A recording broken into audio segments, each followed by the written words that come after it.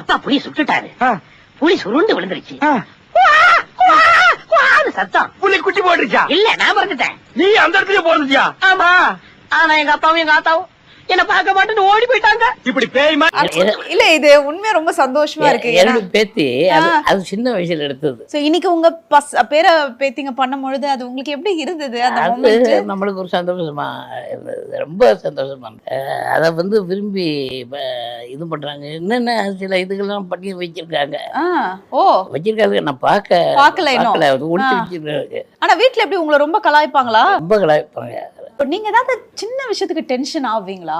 எனக்கு அது ரொம்ப டவுட், உங்களை பார்த்தா கேட்கணும்னு. இல்லை, நான் டென்ஷனு ஆறுறதுக்கு ஒன்றுமே இல்லை.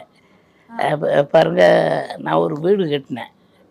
அந்த வீட்டில் வந்து ஒருத்தன்ட்ட விட்டேன், நம்ம சினிமாக்காரர். அவர் மேல் வாடகை போட்டார். அது வந்து இப்போ 4 வருஷம் ஆச்சு. இப்போ தான் தீர்ப்பு வந்திருக்கு. 4 வருஷம் ஆச்சு. இப்போ வாடகை கொடுக்கல, ஒன்று கொடுக்கல. தண்ணி வரி, இந்த வரி, எல்லா பேருமே சேர்ந்து கார்பரேஷன் வரி முகம்னு நான் கட்டுறேன். கரண்ட் பில்லு கொடுத்த கட்ட வச்சுங்க. என் வீட்டில் வந்து இன்னும் எனக்கு இதாகலை.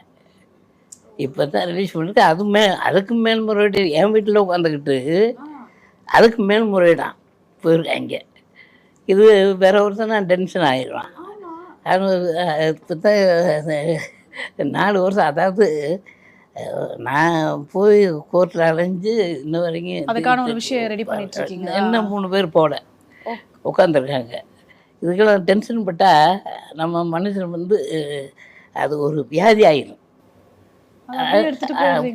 இருக்கிறவங்க ஆண்டம் கொடுத்தது அவ்வளோதான்.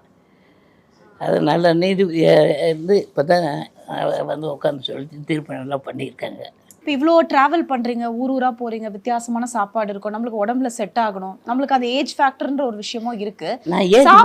சாப்பாடு பொறுத்த வரைக்கும் எப்படின்னா டயட் எல்லாம்? நான் வந்து வண்டி கடையிலையும் சாப்பிடுவேன், ரோட்டு கடையிலையும் சாப்பிடுவேன், 5 ஸ்டார்லையும் சாப்பிடுவேன், 3 ஸ்டார் எல்லா ஹோட்டலையும் சாப்பிடுவேன். யார் எங்கே கிடைச்சதோ வாங்கி சாப்பிட்டு போயிட்டே இருப்பேன். நான் இந்த கடை நான் அப்படிலாம் பார்க்க மாட்டேன். பசிச்ச இடத்துல நிப்பாட்டப்பா, அந்த சின்ன வண்டி கடை வச்சுருப்பாங்க, சின்ன கடையாக இருக்கும். அங்கே போய் காலையில் இட்லி இது சாப்பிட்டு கிளம்பிருப்பேன். கிராமத்தில் பூந்துருவேன்.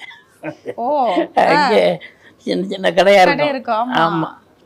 அப்புறம் ஷூட்டிங் போனால் அங்கேயே ஒரு இப்போ கோழி வாங்கி கொடுத்து, மீன் வாங்கி கொடுத்து அங்கேயே சேர்ச்சிடுவோம். கிராமத்துலேயே அங்கேயே லைவா ஸ்பாட்லேயே அங்கேயே சமைச்சு சாப்பிட்றது. ஆமாம் ஆமாம்.